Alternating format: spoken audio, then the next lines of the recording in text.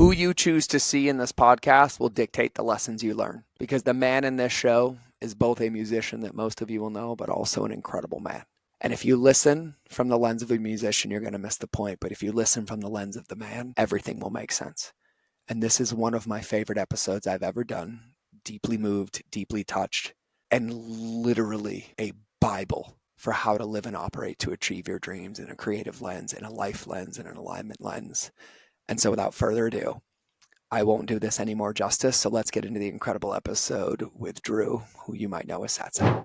All right, friends, welcome back to another episode of the Mind of George show, where I will just lead the horse and say I'm probably going to break down in tears with this one, because you come across people in this world that are bright, that are light, that live in integrity, that trust their heart and really genuinely walk the walk. And I'm honored, quite humbled and excited to have today's guest. I'm not going to try to do this intro justice because I don't have any words, but we have some mutual friends, and I've been a very, very big proponent, and my life has been saved because of words that this man has created. And so without further ado, Drew, I'd like to welcome you to the show, my friend. Hey, thanks for having me, bro. Thanks for having me. Yeah, bro. I'm honored. You have that. It feels like when you put words to paper or to music, you're just like tattooing my soul and many, many, many other people. And I love that. And I actually, I wanted to ask you because I really, really am curious, like what got you into music? Like I'm uber familiar with your story, right? Like I know what you're up to, but like I look at it and I just see this like magic. Like I just see this like boom, but I know on the byproduct of those songs that you create, like the work that's gone in. But like what got you into like music expression? Were you always expressing yourself that way, or was it writing? Or like I would love to know. I love music super, super early on. Like my first memory of, this memory I've been coming back to a lot recently was I remember the first time I heard Illmatic by Nas. There was like something about it. And I remember the first time I heard American Beauty by the Grateful Dead. Like when I look back at like the good memories of my childhood, most of them are the first time I heard blank. Yep. I just love music. I always have. It's just always been my thing. And, I started playing guitar when I was like 12, 13 or something like that. And by high school, I was like pretty dead set that that was what I wanted to do. And then, like life circumstances happen. And, I didn't really have time to be thinking about doing music. I was selling drugs so I could live. I didn't have much time. Yep. Or like the bandwidth, I think I was in a phase for a long time where I just, the big questions weren't really there. Like, what am I here to do? I was there to survive, like there's an old saying. It's like when you have a rumbling stomach, you don't have time to stare at the stars. And, that was it for me. And then I took a big trip to Nepal, like 11 years ago, 12 years ago. Okay. And it was a huge trip, man. It was 5 weeks backpacking. Most people will go and they like get to Namche and then they'll pick like a valley that they want to go up. So a lot of people go to Everest Base Camp or they'll go to Gokyo. But me and my boy did a huge loop where we went over all of the passes. And when we were on Gokyo Pass, it was the halfway point of the trip, or Renjo Pass rather. And yeah, for whatever reason, man, I was up there and I was just like, okay, well, once I start walking down, I'm like headed home. And what am I going to do? Like, I just spent all of my money to do this trip. And it just kind of hit me. It was like, bro, it's music. It's always been music. Like, I don't know what that means or how we're going to do it, but it's music. So when I got home, I just, I got like $100 recording set up and I started playing in bars and I just played and played and played and played and played and just kept going, and here we are 10 plus years later and shit worked out all right. Isn't it ironic how that always happens? Oh man, would Yeah. you say that like was that like kind of like I have a question kind of about like your spirituality, right? Because like I feel like when I listen to your music, right, I don't hear words, I feel fucking feelings. Like I Sure. feel it. right? And like I feel the depth. Was that Nepal trip also kind of like a little spiritual journey, or would you say like you It started wasn't supposed music? to be. It No, wasn't no. supposed to be, man. I went to Nepal as a climber. Like I strictly went Yeah. as a climber. I lived in this little mountain town. I just moved out of there last spring, but I was there for like 13 years, and I was just a dirtbag, man. Like rock climbing and skiing and fishing. That was really all I cared about. I didn't care about life plans or any of that shit, bro. I just was a dirtbag, and I loved it. And yeah, man, I hit a lick with this surveying job and made a bunch of money. And the plan was like, okay, I should get a vehicle that's younger than me. And I had this opportunity to go to Nepal and was just like, fuck, dude. Like, what it really was I had seen pictures of this little village called Kenjoma. And there are these boulders just dropped all over this place. And I was like, dude, those have to be climbable. Yep. And then when I got to Kenjoma, they were not at all. The rock was super chossy and shitty. They were overgrown with moss. I didn't feel comfortable cleaning all of them up because I was like, I don't know what protocol is here in the Himalaya. If I can like start Yeah. taking wire brushes to rocks, like, so I had a day where I was like, I fucking literally came to the direct other side of the planet to like put first routes on all of these boulders in this village, and they're not even climbable. So it was like from then on out, it was like, okay, well, what is this trip then? If it's not that, then what the fuck am I doing here? And then it became a spiritual, it was like the next day, it was this super foggy day. And we walked, every village is the same. There's a monastery, there's a tea house with rooms you can stay in, and that's it. And we walked up to the monastery and there was no one there. It was that same evening that I kind of like sat and pouted for 6 hours about my climbing project being null and void. And all of these monks like come out of the monastery and they start going in this room, and then they waved me and my friend Pete in, and they shut the door, and it was me and Pete and probably 25 monks. And in the middle of the room, they lit this big bulb of this big like gold thing with incense in it. Mm-hmm. And then they just started chanting in unison super loud. And it went on for like 30 minutes, and me and Pete just like stood on the wall like, we are not supposed to be in here. Why are we in here? And yeah, the trip just took a turn after that day. I was just like, the walk was the trip. The trip wasn't about climbing anything. It was about the walk. Yeah. Yeah, so that trip was so weird. It's so weird because it's so pivotal to my story, and it seems so long ago. It seems like a lifetime ago. Oh, for sure. And it was what, like 10 years ago? It was like 12 years ago. Yeah. 12 years ago. So it's actually really, really interesting because 12 years ago, I got out of the Marine Corps after 13 years. And now most people ask, I'm like, wait, oh, wow. And like that compression is Yeah. insane. This might, I don't know how to say this, but like I watch a lot, right? And I know a lot about like you do jujitsu, right? Like the stories Hmm. that you just shared. Like you have this like deep, profound wisdom that is like underneath a lot of the stuff that like I love hearing. But even in that, you know, when you're talking about that, when it came over to like applying it to music, right? Like I don't really know how to ask this question, so I'm going to kind of explain it, but I kind of want to know like what your relationship is like with like the creative process, right? Because I hear in a lot of what you say, like it's the pursuit, right? If you're staring at the stars and your stomach is rumbling, right, you're looking in the wrong place, right? And so I imagine that as somebody who's creative and expressive, there's also this like, when do I post it? Is there a line? Am I done? Am I not done? But like, what's your relationship been like that with music? Like, was there like I'm just going to go consistently, or were there waves?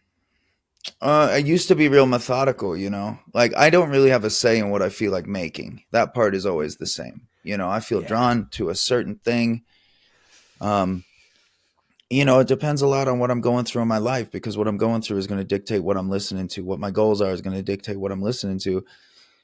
And like I said, man, I have such a deep pool that I'm pulling from musically. Like most people are like, oh, I really love this kind of music. Like, dude, I could teach a class at Harvard about hip hop, but I could also teach a class about the Grateful Dead. Yeah. I could also teach a fucking class about American folk music. So it's like, you know, the the water's different, but the well's the same. But for me, the creative process, it just happens really fast. And I feel like what's different about the season of my life I'm in now is I made it a disciplined practice. So it's like Yeah. I'm finishing like a song or two a day right now because I went and saw Nas in October, and it was way more powerful than I thought it would be. I was like, I'm going to Nas and Wu-Tang. Like, this is gonna be fun. It I just wasn't, got bro. goosebumps thinking about Nas and Wu Tang, bro. Yeah, man, I cried a few times. Like, just kind of like realizing, his music was there for me at a really crazy time. Like I didn't think any of this shit mattered, man. I felt like, I grew up where I didn't know that anybody loved me. I was on my own, man, like most of the Yeah, time. yeah. And everything was violent, everything was hard. Showing emotions was a no go. So I had to feel everything internally and not show it externally. So I held a lot of shit inside. And, Nas was really, it was like listening to somebody process for me, like I spent so many times on the train in Chicago listening to Nas being like, this is the only motherfucker on the planet that understands me. Yep. And to see him as a grown, healed adult and to see him as a grown, healed adult, like it fucked me up. But anyway, I had this moment where I was watching him and I was like, this motherfucker is great. He's not good. He's the greatest of all time at his craft. And then that night I didn't really sleep, man. I was like laying in my hotel, like, you're pretty good, bro. You're pretty good with a pen, but you're not great yet. Like, okay, so what's the path to greatness? How do we get great at jujitsu? Repetition, Mm-hmm. repetition. So I just made this agreement with myself. I'm like, from here on out, every morning, doesn't matter where I'm at or what I'm doing, we write in 36 or like 32 bars to 48 bars a day every morning. And then in that practice, bro, the ease that I have when I go to write, like I'm working with like 4 different producers right now, and I love fucking with them. They'll send me a beat and I send them a finished song like 30 minutes later. I'm like, yeah, bro, this is where I'm at right now. I'm in like my prolific monster era right now. Like if you send me a beat, I'll send that shit back done within the Yep. hour. Yep. So it's like what I've really found in this period is that, you know, discipline mixed with creativity, that's a monster, dude. That's an unbeatable Yeah. monster. Yeah. And a few things just click for me as to why your words resonate so much. Because what Nos was for you, you were for me because our lives were the same. Paths different, right? Same well, same childhood, same blank. Sure. And I Yeah. know some of it. And for everybody listening, I got a little emotional at the beginning. And you guys have listened to this podcast for a long time, so you know. But you remember March of 2020 when I lost everything and I went on a hike. Well, that was after my one of my amazing journeys with Mother Aya to God, and there were 2 songs that I told all of you that when I came back, they're the only ones I listened to for 3 years, and that man is sitting in front of me right now. And those 2 songs were "I Am" and "I Earned the Right to Listen to Story of You." And so I made a deal with myself until I felt and believed every word of "I Am" to be true about myself. I couldn't move on to the story of you, and that song like tattooed my soul at a way that resonated with me because you did for me what Nas did for you. And I know, and I remember, bro, Drew, like I remember. I used to post up in Mammoth streams. Like just I'd grab your song and I'd sit by the stream and I'd put it on. And I'd get 30 messages. They're like, oh my God, this spoke to me. This spoke to me. And so I'll just say this now, man, because that's a shadow I deal with. Like I cry to God all the time about how I'm not worthy. Why me? I don't know where these words come from. But I'll just say it to you right now, man, like fucking thank you for trusting Yeah, your man. gift, Thanks for for using it. trusting your process, for walking the walk, bro. Like it matters because I think it's immeasurable to know the ripples that 3 years of listening to you and Will and a few of our friends like did for me. But then I look at in hindsight where I've been in the last couple of years and the impact I've had because of it. And I can't even put words to it. So thank you. Yeah, bro. That means a lot to me. Yeah, that's why I make shit, like, because I don't know. I don't ever know what's going to land. So, like, I think that's why it's important to me uh, to be in this hyper productive mode right now. Because it's just like, I Yeah. didn't think shit of I Am. I didn't think much of that song at all. Like, I put it on the record as like a filler. I was like, yeah, I mean, it's all Wow. right. So it's a trip, we just never know what's going to land. All of the shit that I made that I thought was like the dopest. Um, like I made this record Culture. I love that record, Um, by the way. Thanks, man. That was my baby. You know, I put like 40 G's of my own money into that and said no to a couple label deals because I was like, I didn't really know how that worked, but I just like, I don't want anyone to touch it. This is mine, you know? And I was like so particular about how I wanted the drums to sound, how I wanted guitars. Like I would just, you know, when I finished that record, I was like, this is a fucking masterpiece. Like, I cannot wait until this is out in the world. I thought it was going to be the like thing that like broke me in, you know, and it's still our lowest streaming record, you know? So it's like, it's such a trip. We don't, you know, we don't know, but I still look at that. You know, that's a lesson to me that it's like, well, if I relinquish expectation and I just take on my role as a creator, then it doesn't matter. Because at the end of the day, I'm not creating for anybody else. It's just me processing my shit. And where it becomes magic is when other people attach to it. Yeah. But like otherwise, it's just like for me, like I have to create or I'll fucking explode. So it's like if I have to do it anyway, I might as well share it.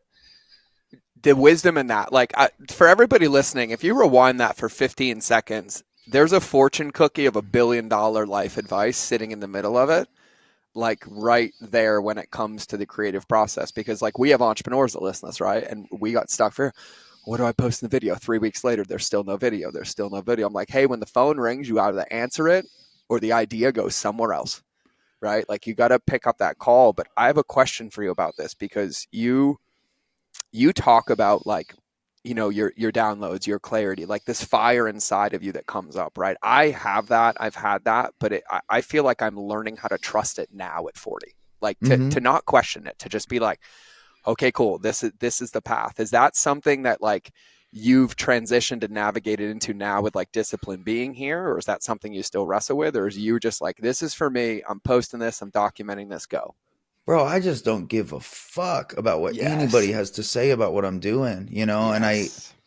um, for a long time, I just didn't give a fuck about making content. I was just like, I don't care, man. Like, I'm going to make a record and you can listen to the record. Um, you know, really the shit that I've been putting out recently, my boy Brady, my best friend, he was like, I took him to Australia with me when I toured down there. I just took him as my guy. And, you know, every morning it was like the third morning. He's like, what are you writing every morning? What are you doing?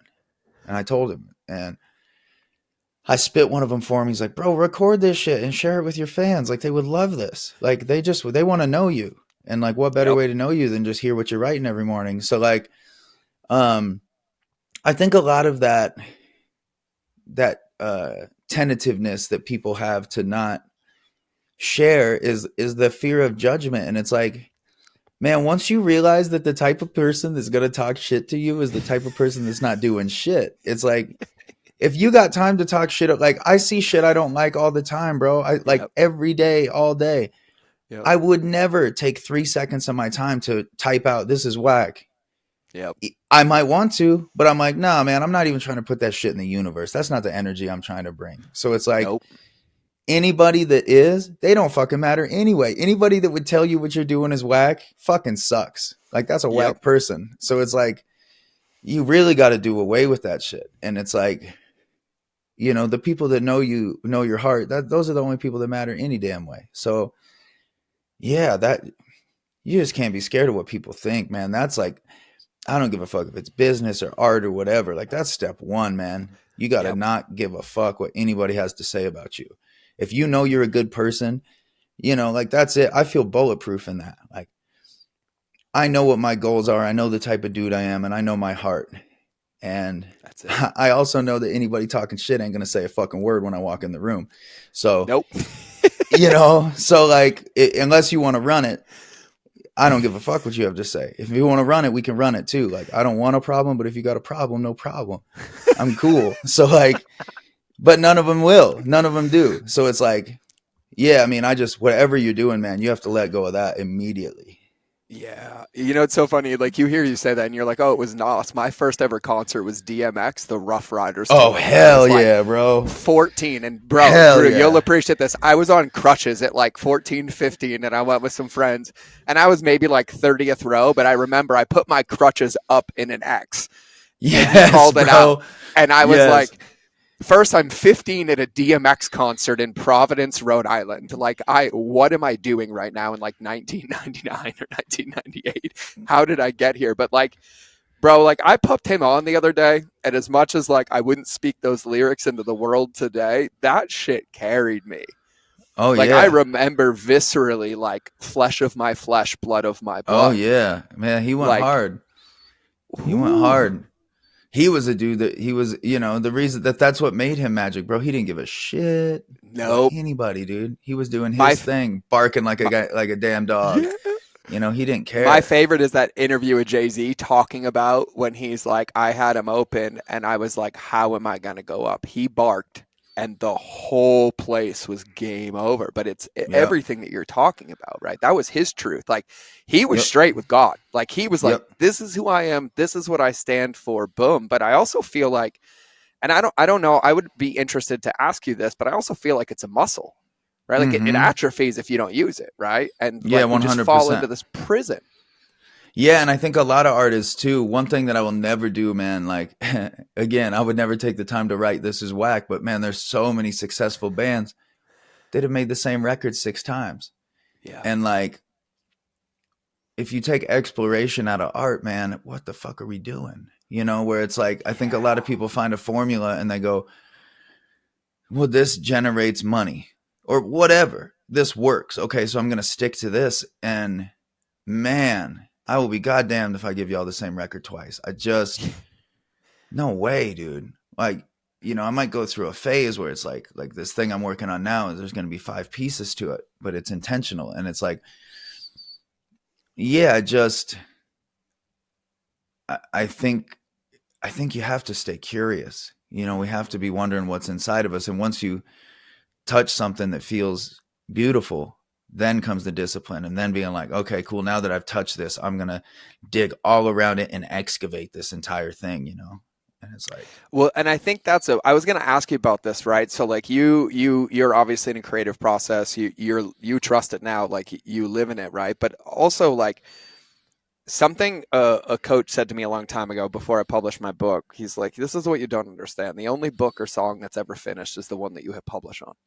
mm-hmm. He's like, because they're never done, right? And so what has your relationship been like with that? Have you shifted that over the years, or were this point where you're like, oh, it's got to look a certain way, like culture, and now you're like, fuck it, and that like transitioned over time?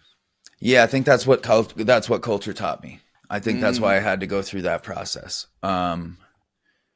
Is that that perfectionism?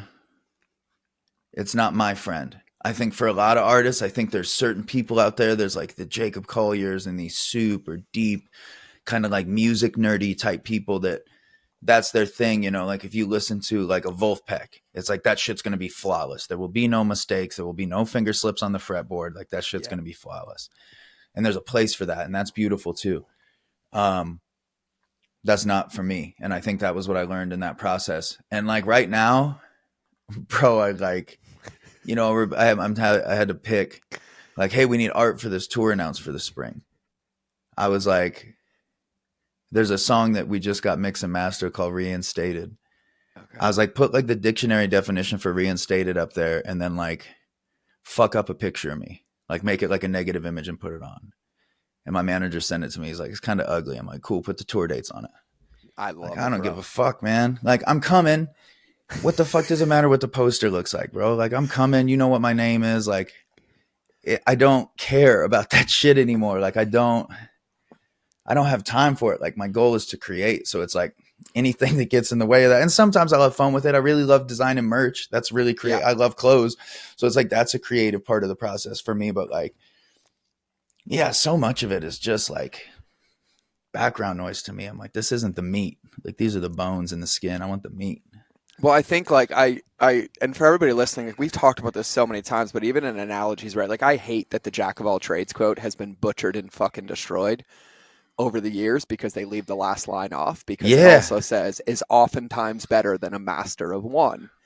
And Yes. like I look at you and even myself and like I've been on like 10,000 podcasts. I've made like 20,000 videos at this point since like 2009, right? And it's like but now when somebody comes to me like I need a video, I'm like boom boom nope nope yep, right? Like it's like when the ingredient pops up, it's like, I know what's in my kitchen. I know where it's aligned. I know where it fits. Right. And I was like, but I feel like people keep themselves in prison because like, oh, there's a piece of clarity. I need the next 20 steps. They never take any, and they don't realize they don't like what it tastes like walking down that Mm-hmm. way. Right. Because I think from the outside, what I also see is you're like, I'm taking that idea. I'm taking that. I'm diving into that one. That one doesn't feel right. All right, I'll bite that one. Oh, now I know. Culture, I know. You're like, oh, this feels good, right? Is that kind of how you operate now?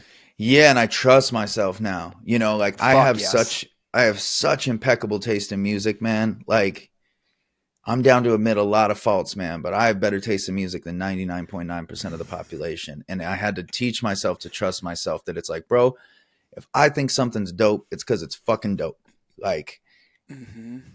that's it. And I'm super self critical. So if I listen to something I made and I think it's dope, it's probably super fucking dope, you know? And like, if I like it, that's it. That's all I care about. It's like, I trust that my taste, you know, will, if I like it, other people are going to like it because there's other people that like the same shit as me. Yeah. And if not, that's cool too. We'll try again. You know, I'll just keep cranking shit out. We'll try again. Dude, I love that. Like the amount of pieces and like for everybody listening, just go re-listen to this and just make like 40 fortune cookies and listen to them for the rest of your lives. Because if you're not catching the fact that creation, whether you're an entrepreneur, whether you're a musician, whether you're an athlete, like a craft, it's not something that comes by default. You go to the gym to train. You have a gift. You got to train that gift. But like I think about all the times like I dropped a weight, or even this morning, I was like, I'm tired. I'm done. Right. Like, but I'm going to go back tomorrow, but you still make progress and you still have to flex it. And so I just like the amount of wisdom that like oozes through, but like the parallels between every ounce of creation are huge. And I love them. And it's funny. I wanted to share this with you. I don't have, I maybe I'd love to ask you actually like dream collabs, but this is going to sound really hilarious. There's two for me that I have for you, and I don't know if they'll ever happen. Harry Mack is one. I just want Harry Mack to rip a freestyle based off your vibe because he's all positive, all good. He just goes, and then I want you to do a drum track with El Estiperio Siberiano, I don't know who and either of those two people are. I'll check it I will out. send them. I will send them to you. Cool. El Estiperio Siberiano is, if you go to his YouTube, every comment is there's no better drummer in the world. But he reminds me a lot of you because he wasn't good at drumming, and he's like, this is not skill, this is practice, and he's Mm-hmm. just this humble dude. But when you think about that, like obviously like Nas and things like that, but like are there any, like if you could go back in history and bring anybody back alive, like who would you want to collaborate with and make a song with, Oh man, there's a few. Um, or name a few? yeah, you know, Yeah. Bob was just so pivotal for me. You know, it Mm-hmm. really, I think it was pivotal for me because the same way I felt understood by Nas, I felt understood by Bob, you know, of poverty and the hardships of life. Mm-hmm. But there was such a beautiful take on it. It was like, but we soldier on. You know, there was always this positive Yeah. spin of like, well, God's got us. Yeah. You know, blessed are the meek. Um, yeah, man, that would be a dream collab. Um, yeah, I mean Nas, that's crazy. You know, that's crazy, and and for the same reason, you know. But Nas was like, you know, life's a bitch. Like I remember listening to that song and just being like, yeah, man, that really is how it be. You know, like that really is it. You're like, But now his what? whole discography, and as he's gotten older too, you know, I don't know if you kept up on him, but he dropped Mm-hmm. 6 albums in 2 years. Mm-hmm. What the fuck? At 50 years old, you know, just unbelievable, unbelievable monster. Um, but I think those two, you know, and then I think of like, man, people that I would just like to sit in a room with and watch, you know, Mm. like to be a fly on the wall, watch Stevie Wonder make a track from scratch Oh, would be pretty I amazing. got goosebumps when you said that, and I'm not even a musician. Yeah, he is a wild guy, man. You know, just playing everything and writing everybody's parts and some mad scientist. Yeah, that feels like you. Mm, Just you can't you kind can't of. Yeah, you came up through the Bronx version, and he came up through the other side. I prefer your Through the flavor. Like, Motown version. yeah, Yeah. I prefer the Goodwill Hunting, the kind of that flavor. That's my flavor Yeah. of like the Little Rascal of like, oh, I fucking got you. We're coming from the dark, but we're going. That's how I feel. Yeah. Yeah, man. And that's really the purpose of everything I write. You know, I did an interview last night, and that's what, they're like, what is the overall overarching message? It's like that we're going to be all right. And, um, that our past doesn't dictate our future. It's like at any point in time, we can decide which way we want to go. And then the way is to go that way. And I want to make the soundtrack for going that way. Yeah, yeah, for sure. I absolutely love that. So I have a question. You said something earlier, and it's been tickling me. You said I'm hyper self-critical, right? So like you're super obviously knowledgeable. Like I would assume that the paradox of music in your brain probably can feel like the biggest trap at the same time with that lens of like self-critical. So like how do you process that? Like is that something that you now use as like a creative process? Like, well, yeah, I'm an athlete, right? Of course I should critique this. Or is that something that's now new but used to be a whole lot of like self-sabotage or anything like that? Or has it always been kind of healthy? I think it's always been healthy for me. I love that. And I think recently I've gotten good at, man, I love myself right now. Yeah. Um, and Felt. I've never really had that. I've had like sprinkles of it, but I'm really in a magical era right now. So now it looks less like, okay, let's tear this thing down and rebuild. Now it's more like, bro, that verse was fucking ridiculous. But when you came in here, you missed it by like a half a step. You know you can do it better. Yeah. Like, let's just do it again. The verse is, Mm. what you did is fucking magic. But put a little extra effort in. Like, you can do it better than you just did it. So let's do it better. Where it used to be like, bro, the whole recording process used to be, because it's weird, when you build a song piece by piece and then it goes to mixing, and usually the first mix you get sounds like shit, and you're like, oh my god, it's never going to sound how I want it to sound. It's kind of stressful. Yeah. And then it always, I think it just comes with time and Hmm. experience of just being like, no man, every time, you know we get the mix right, and then we master it, and then it sounds exactly how you wanted it to sound. So I don't get stressed out anymore. I used to, all the way up through all right now, I would get so Oh wow. stressed. I'd like hear a mix and be like, no, man, that's fucking not it. I'd be like, yeah, but that's why we mix it. Then you send back notes, and then they fix it. Then you send back a couple more notes, and then, and trust in that process, where it used to just stress me the fuck out, you know? And yeah, it just comes with experience. It's like anything. And I think a big thing for me, like, no matter what you're doing, man, you got to get off the fucking fence. It's like, Yes. you can't sit there and, and always wait for the perfect time. It's just like, man, you got to get out there and take a damn chance. And if you lose, then take notes. Like, there really is no losses. They're just lessons. And I think that's the biggest thing fighting taught me, is it's Yep. just like, if you get got, it's okay, man. It's not the end of the world. We'll take notes. We'll fix the thing that got you got, and we'll and we'll go run it again. It's fine. It's not that big of a deal. Yeah. Yeah. I mean it's so interesting the parallels, but I always think it's funny about any creative process where like we'll go to the gym, we'll go to this place, we'll go stretch this rep, and then when it comes to ourselves and we look in the mirror, we're like, I wonder why it atrophies every day. Yep. And like I hear you speak, and I look back on paper and I'm like, how the fuck did I end up here? How did I go from food blogger, marine, New York Times bestseller, marketing consultant, blah blah blah blah? Like, but it's really like I don't like what that tastes. I like that. Let me get more up. I don't like that flavor anymore. I'm changing cuisines, but just constantly being in that. Like I absolutely love that. I'm for everybody listening to this right now. I've only had a few musicians on. I had our dear friend Will, who Drew knows, and if you haven't caught every single life lesson, business lesson, creative lesson, unattached to the outcome, completely lacking expectations, belief in myself, my inputs matter rather than the results, like go take another gander and take a listen, because it doesn't matter if it's music, it doesn't matter if it's a video, it doesn't matter if it's a podcast, right? Like, truth be told, until it lives in the world, you don't know. And if you've Yeah, and never you given it a gotta. chance, it's prison. Yeah, man, and God bless you for following your heart. I've met so many people, um, in my life that, oh, I was a fucking heart surgeon. I was making this amount of money, but I hated my job. I hated my schedule. And now I do this and I absolutely love my life. I'm like, fucking God bless you for jumping off the cliff, Yeah. bro. Yeah. Like so many people, 'cause we forget, man. We forget we're going to die and we think we Yep. have time, and you don't know that shit for sure. You do not know how much time you got. Nope.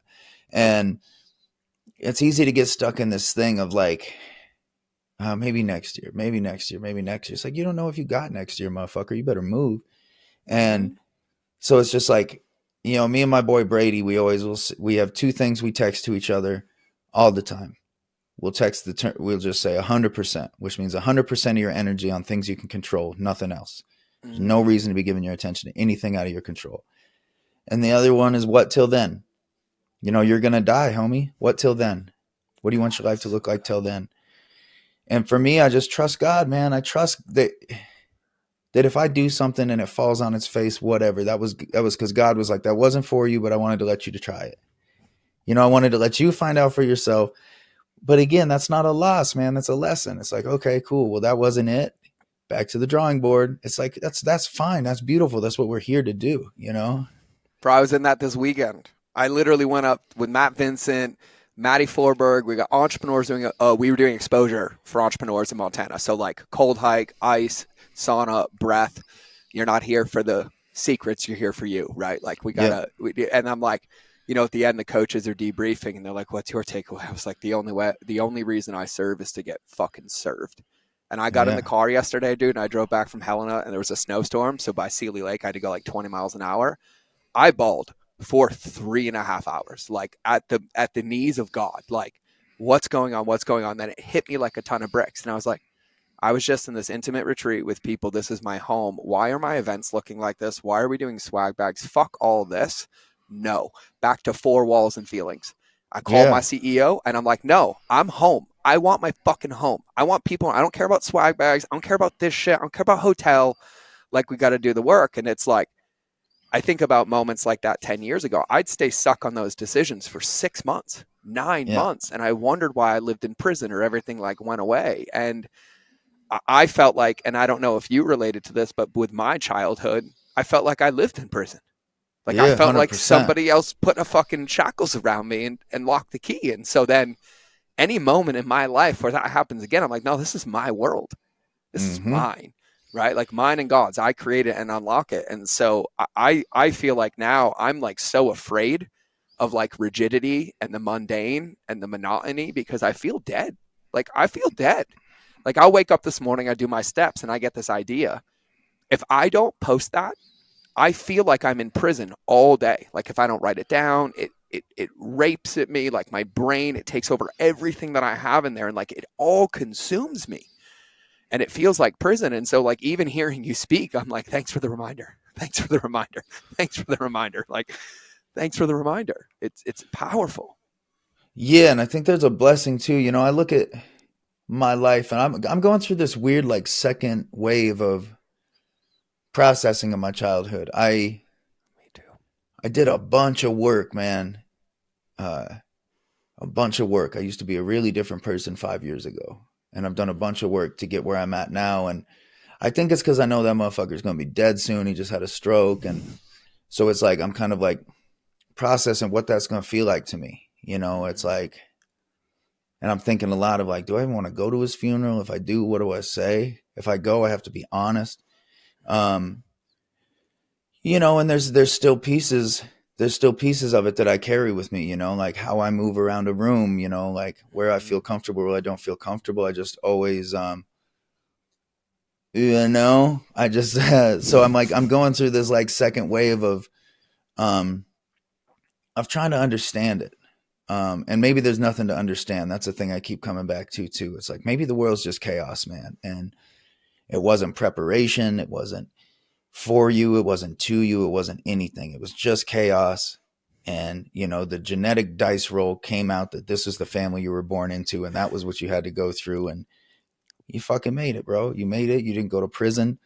You didn't fucking kill nobody. So you're winning. Mm-hmm. But yeah, and it's a weird thing too, that feeling that you're talking about. It's like, um, I popped off a few times and it's hurt me professionally. I just like, I think I get viewed, especially because of everyone sees what I do with my free time. I'm an Mm-hmm. MMA coach. I'm training all the time, and people think I'm a violent person. I'm not a violent person. I just like, you're not going to make me feel small, man. And you're not going to intimidate me. And if I find out you're trying to make my life harder than it's already been, Mm-hmm. then I'm for sure going to see you about it, man. I'm not going to send a fucking email. I'll see you. And when I see you, we'll chop it up. And again, it's We'll like, handle it.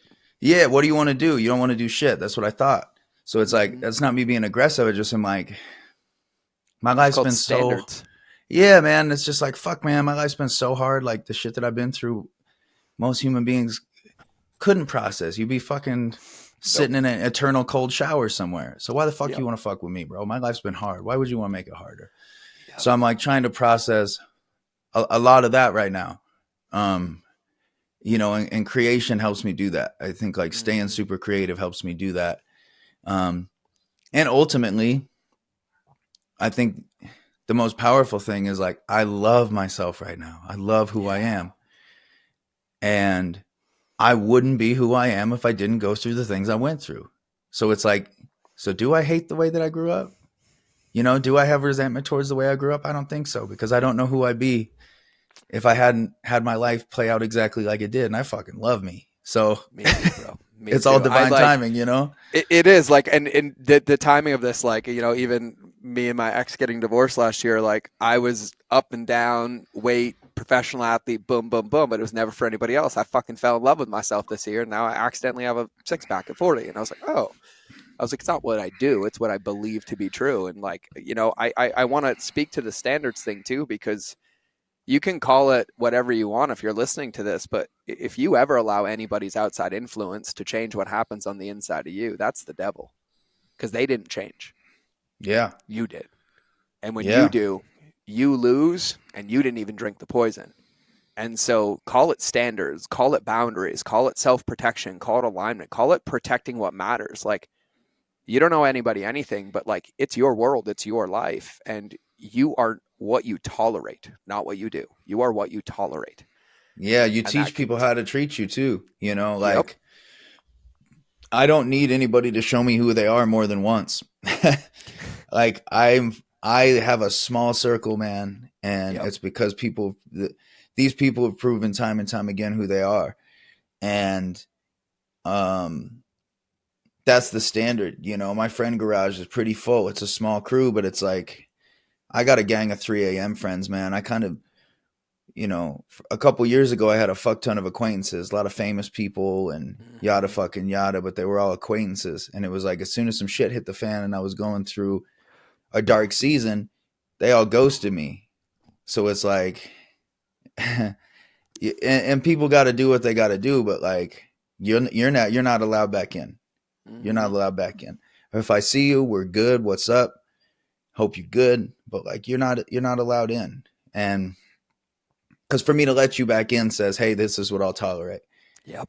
You can show me off to all your friends, and we can make our relationship super public. So it's so cool that you and I know each other.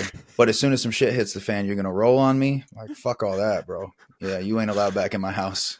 I feel like we might have been separated at birth. You did it in music, and I did it in entrepreneurship, and now I'm like all gone. Like, dude, my breakthrough this year is like when all business started changing. Like, we redid everything this year in alignment, and I literally, and this might sound crazy, but the only distinction between the people that stayed and the businesses that didn't is the clients that are gone. They didn't feel comfortable with me telling them I love them, Yeah, that's and the weird. ones that are here do. And I'm like, no, my heart's in the middle of all of this. You don't grow up in a life like we live and think that you can live any other way. Like, we have to live with our heart open to feel these feelings. But like, also what I know about you is when you say you're fucking in, you're in at a level that most people don't fucking understand. Yeah, no, if I'm in, you can call me at 2 a.m., bro. We go see somebody. Like if I tell you, Exactly. if you're my boy, dude, you're my boy. So it's like, I tell everybody, like, I'm like, the only way I can tell it to you is like, I was in the Marine Corps. I was like, we hated each other, but the moment shit hit the fan, like, we didn't yep, have to blink. I knew he had my back. Like that's it. And I find like people that come on this side have the biggest capacity of that, but also have to protect the boundaries the most because it's raw and it's real. well, it's the same thing, like using that analogy. it's like, would you want somebody 2 toes down behind you watching your fucking back? It's like, no, bro, you need somebody 10 toes down that's like, no, I got you. And you Yep, can I trust ain't that. moving. If I can't, if we're going into a firefight and I'm kind of questioning if, I don't know, man. It's like, no, Hmm. I'm going to fuck up in the firefight because I'm going to be thinking about your dumb ass. Yeah. You know what I mean? And it's so serendipitous you said that. I did a podcast like 6 weeks ago on the 3 a.m. friends. And I was like, no, you need like three a.m. friends. You don't need a ton of like 5 p.m. friends. I was like, oh yeah, Yep. you need something. And then at 6:30 you send it, and it's like, oh, to wait till tomorrow. Like that ain't a friend, bro. Like Yep. when you're in the shit and you're like, I got you. I'm like, no, it's not convenience, man. It's life. And by the way, I ain't got till 6 p.m. I don't know if I'm gonna be here tomorrow. Yep. Right? This is just robbing me of my presence right now. I need somebody to pattern interrupt me, get me back on the field, and be like, bro, 100%. What are you doing right now? Like Yep. that's the game, bro. Like I love it, man. And the circle, the way that you speak about it, like everything, it all. I'm actually selfishly really grateful for this conversation because it Yeah. Same, collapses bro. Same. a lot of things, and I was like, God, the level of respect I have for you now is like through the fucking roof, but not because of the music you make, because of the man that you are. Thank you, Um, bro. there was one last thing that I wanted to say, and I'm just innately curious because you have kids and I have kids, right? And I've realized that I'm going through these reparenting cycles now because my son is 7, and I'm like, oh, there's that age, oh, Mm-hmm. there's that memory, up there, and it's like infusing itself in my words and it's into my content. Are you feeling that as well? Is that what's coming up? A little bit, man. It's funny timing for that. Um, the man that raised me, he used to kick the shit out of me and my brother every day for drill, like for no reason. Fuck. And from like my earliest memory too, I remember, yeah, about 4 or 5. I just have these terrible memories that continued until I was 16 and left, and when I was 15, my mom left and she took the child that she had with him. And we're like, we're moving to Florida. I'm like, I'm not going anywhere. Like, I work in this neighborhood. You know what I mean? I'm staying. And no one wanted to stay with him. And I like, for whatever reason, this dude that had abused me every single day, I was like, we can't just leave him here. So I stayed with him. But, I love my son so much, dude. I can barely keep my damn hands off of him. And I I tell him can't either, probably a bro. thousand times a day I how can't much I love either. him. But last night or a couple nights ago, I was just thinking back on the first memory of him really lighting me up. And I was in kindergarten. My son's in kindergarten right now. And like right as I was laying in bed thinking about it, he walked by and he looked in the room and smiled at me. And I just had this moment of like, what the fuck darkness lives in you that you would hit that you would go punch that little kid in the face. It just floored me. Like the thought of hitting him, like I knowing I wouldn't, the thought of even being capable of, I was just like, what the fuck are you, dude? Mhm. And it actually kind of helped me to be like, because I never internalized my abuse. I never was like, he's doing this because I'm a bad kid or I'm fucked up. I was just like, this motherfucker is a psychopath and I just got to survive, And, it kind of just floored me. It brought me Yeah. back to that thing of just like, no, he was fucked up, dude. That Yep. was not me. That's not my shit to carry. Yeah. Um, and I just fucking held him so tight that night. And that's the one thing I'm really grateful for. I have such a beautiful framework of how not to be a parent and try to be so physically, emotionally, Yep. psychologically there for my kids. When he asks me a question, I give him a hilarious answer of how I see the world, some like, PG rated gangster philosophy Yep. on Yep. whatever the fuck, Yep. and yeah, man, I love him so much. But yeah, man, I do have these moments, and it's really just these little mirrors. And it actually brings me a lot of joy because I just see him growing up, and I see the way he's gonna grow up, and he's never gonna question if anybody loves him. He's never gonna question if his dad loves him or is there for him, or really, I think that was it for me growing up, man. I just all the way through my 20s, man, I really didn't believe anybody loved me. And I just felt like I was on my own. You know, it was like, this is what life is, bro. This is, you got to be hard, you got to be tough, and you out this motherfucker alone, so figure it out. Nobody's coming for you. And yeah, I just look at my son, and he's just always going to know that I got him. Yeah. And his mom got Yeah. him, and his brothers and sisters and his aunts and uncles. He's just surrounded by so many people that love him, and it fills my heart up knowing that that's how he's being raised. Yeah, And man. that shit ends with me. I was gonna That say, I story, was just about to say it. I was like, you broke the fucking generational trauma pattern. My because my ex-wife and I. dad's dad fucked him up, you Yep. know, so he was just doing what he knew. Mm-hmm. And it's like, yeah, man, that I hold a lot of power. There's a lot of power in that, of being like, no, man, I'm not gonna fuck my kid up. He's not gonna have a childhood he has to recover from. You Nope. know what I mean?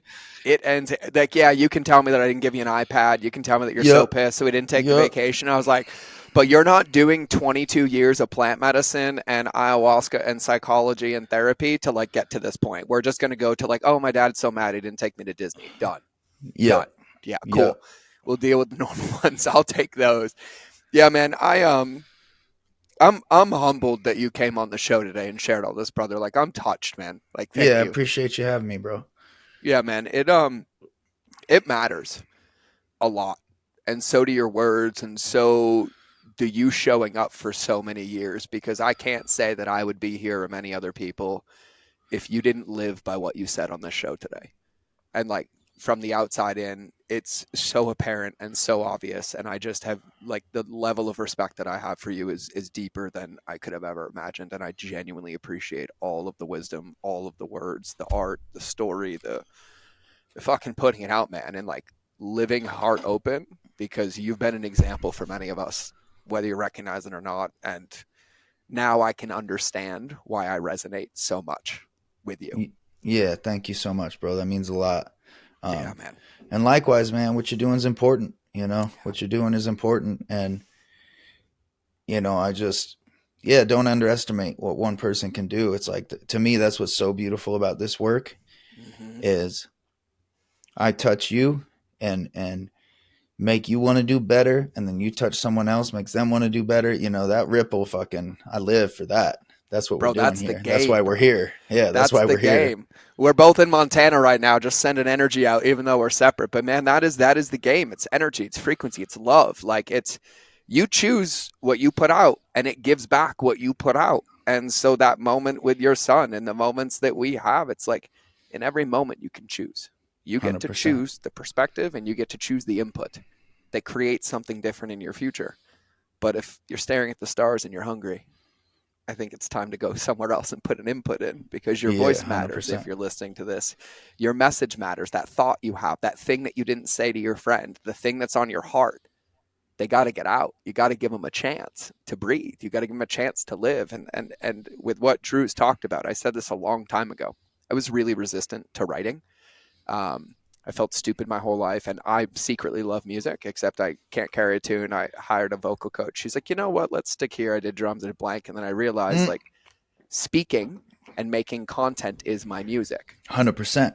And it's this like really, really crazy thing, but it was like learning how to trust myself, because the medium doesn't matter. It's your Nope. expression. It's feeling in alignment, and it's feeling good, and like, it feels like rocket fuel. But I feel like, for me, the only way I love myself is when I honor the things that are inside of me and I share them with the world. Right? Like, Amen. there's Yeah, a that's what we're reason here they're to in there. do. That's what we're here to do. Well, you do it so eloquently, my friend. So, with that, I don't like, I know you so well. I'm like, you have a tour coming up in April. You're popping on Instagram and sharing these writings every day. I love absolutely all of it. But is there anything that like you would love people? My peeps are going to come hit you up on Instagram anyways. So for everybody here, his Instagram is at Satsang. And I would highly recommend. Plus, in the show notes, I'm going to link to all my favorite songs and albums and all those different pieces, so you guys can kind of tune into the world. But Drew, I haven't asked anybody this question in a while, but I'm really, really excited to ask you. It's just one simple, easy one. And you remember Men in Black when they have that like Yep. fucking flashy thing? Cool. Just imagine everybody listening just got flashied, and you can tattoo any wisdom you'd like on their soul for them to take with them forever. What would your tattoo wisdom be? Ooh, man. Uh, you're going to die. Till then, what? and that it's never too late, man. And Never. and like I said earlier, to me, there's such a big thing of this, like, life is hard, death happens, chaos, um, and we don't feel like we're gonna pull through. It's so simple. It's like, yeah, or what? Those are your only two choices. You unplug the game or keep going. Um, and don't underestimate incremental progress, man. Even if you do one thing Facts. today that's gonna make you a tiny bit better. You read two pages of a book. You journal 5 sentences. You sit with yourself and get to know yourself for 10 minutes. It's like, don't underestimate that shit. 5 sentences becomes 10 pages over Yep. time. Yep. 2 bars become 32 and a song to a producer in an hour. And they're like, what the fuck? Exactly. That's And exactly right. you're like levels, bro. Put in the Yep. reps, capacity goes up, and the game gets easier. And that's it. Yeah. And discipline, man. Like, that's just it. That's just it. Discipline just becomes lifestyle if you stick with it. Facts. Discipline becomes lifestyle if you stick with it. I love it. Oh my goodness. Okay, everybody.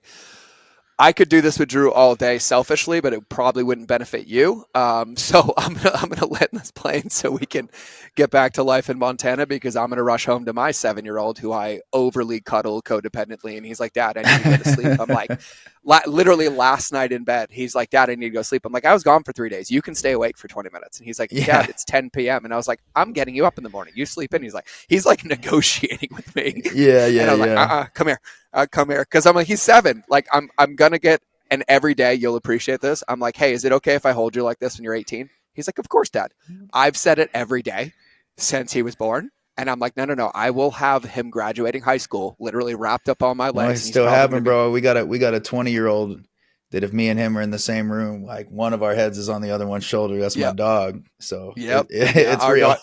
our daughter's 19, bro. It's real. I'm like, give me every ounce of that lovey, goodney, like, give it to me. It's rocket fuel. So, for everybody listening, I'm going to make some quick recommendations. So, number one, I'm sure you can tell from listening to this. There's 2 ways that you can look at this incredible man in front of us, and you can look at him as the musician. You can look at him as the man, and I'd always recommend looking at him as the man. And listen to the words, listen to the lyrics, and take some time. Take some time for you. And I will personally tell you that my 2 favorite songs that saved my life are "I Am," "The Story of You," and then I love "Remember Jaw" too. I fucking love that one. That vibe of that thing just hits my soul. But like anything, I would love it today for you guys listening. If anything resonated, if anything landed, send him love. Send him his way. Hit him on Instagram. Share it. We all love this. Go take this ripple and give it to somebody else. Go pass this knowledge on. Go share it. But most importantly, remember that relationships will always be algorithms, especially the one with yourself. So we will either see you in the next episode or you will hear me in your ear bowls. But either way, it only works if you work it. So don't let this shit become shelf help, because no one's coming to put it in but you. So grab a piece, put it in, and give yourself a chance to eat dinner. Because if you never put the ingredients in the oven, you don't get brownies. So give yourself a chance. We'll see you in the next episode. We're out.